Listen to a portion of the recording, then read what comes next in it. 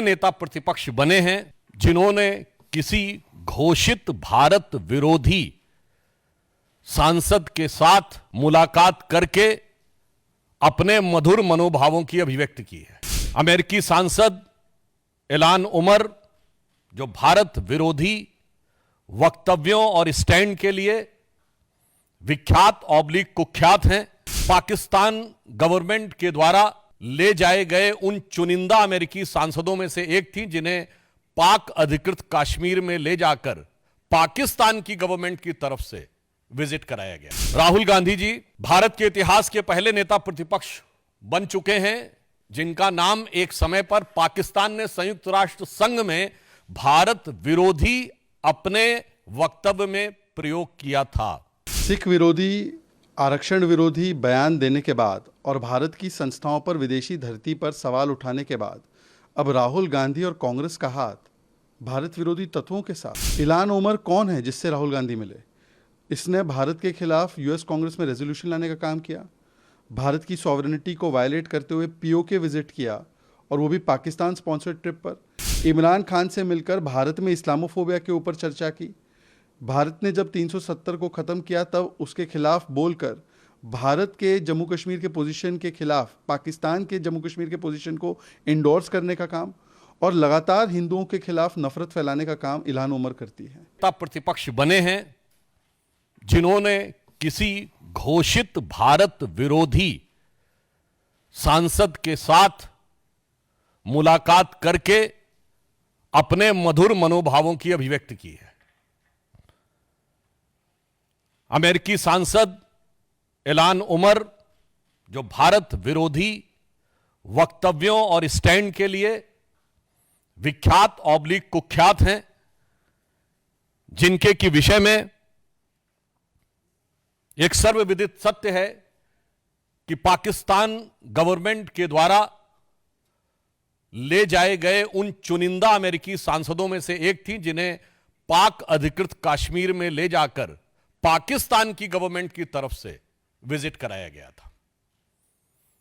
यह अनेक मौकों के ऊपर ऐसे बयान दे चुकी हैं जो सीधे मुस्लिम ब्रदरहुड और आईएसआई के लिए प्रत्यक्ष अथवा परोक्ष रूप से सहानुभूति दर्शाते हैं।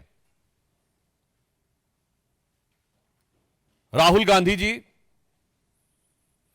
भारत के इतिहास के पहले नेता प्रतिपक्ष बन चुके हैं जिनका नाम एक समय पर पाकिस्तान ने संयुक्त राष्ट्र संघ में भारत विरोधी अपने वक्तव्य में प्रयोग किया था और आज अपने उनके भारत विरोधी मित्रों की श्रृंखला में एक और उपलब्धि राहुल गांधी को प्राप्त हुई है। He has further added another feather to his cap of anti India friends, जब पन्नू ने उनकी तारीफ की है, यानी पाकिस्तान से लेकर पन्नू तक के और इल्हान उमर तक उनकी तारीफों में जो पुल गढ़े जा रहे हैं उसमें एक नया नाम और भी है।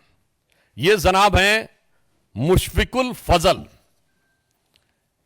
ये वो पत्रकार हैं, आप सबको ध्यान हो, जिन्होंने व्हाइट हाउस की प्रेस कॉन्फ्रेंस में और यूएन स्पोक्स पर्सन से अरविंद केजरीवाल के बारे में, अरेस्ट के बारे में सवाल पूछा था। ये है वो महोदय।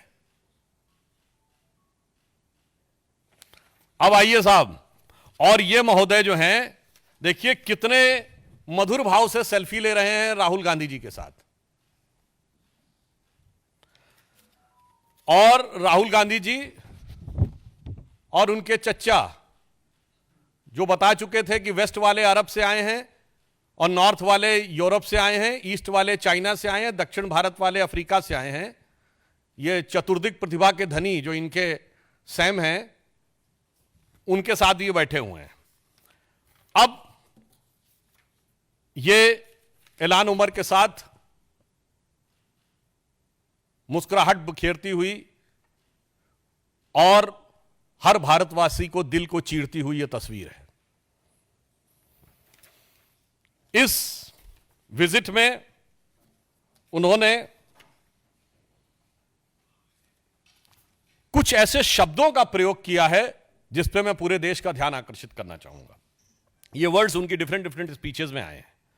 आई don't want to live in India, I doesn't value skilled people, I doesn't have the freedom of faith, Indians in India there are hateful peoples, Indians doesn't allow the different languages, Indian identity is not acceptable, Indian society is casteist, Indians social media influencers are for UC only, और separatist और जो कश्मीर में terror के perpetrator थे उनका समर्थन है।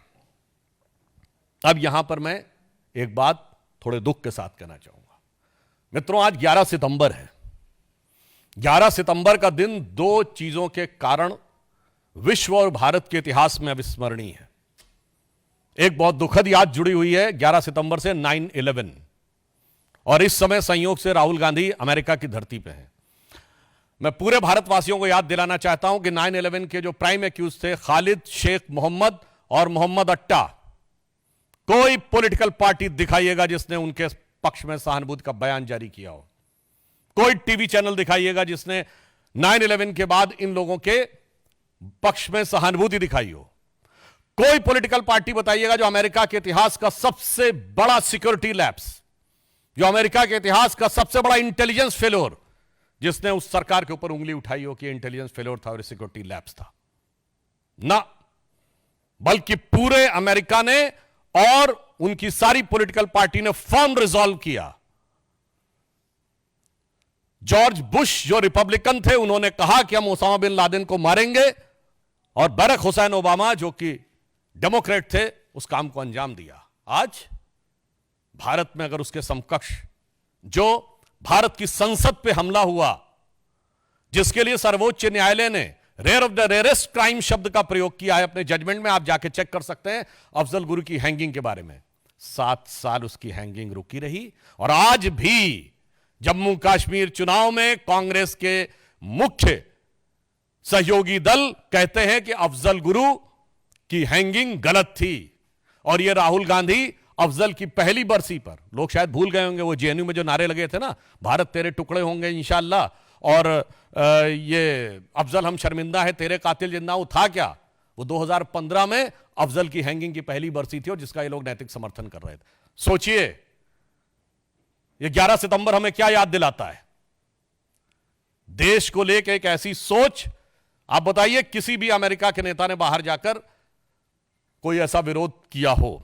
दूसरा, याद करते हुए दिल भर आता है, आज 11 सितंबर वो दिन है जिस दिन 11 सितंबर 1893 को स्वामी विवेकानंद ने शिकागो में पार्लियामेंट ऑफ रिलीजन में अपना ऐतिहासिक अविस्मरणीय वक्तव्य दिया था।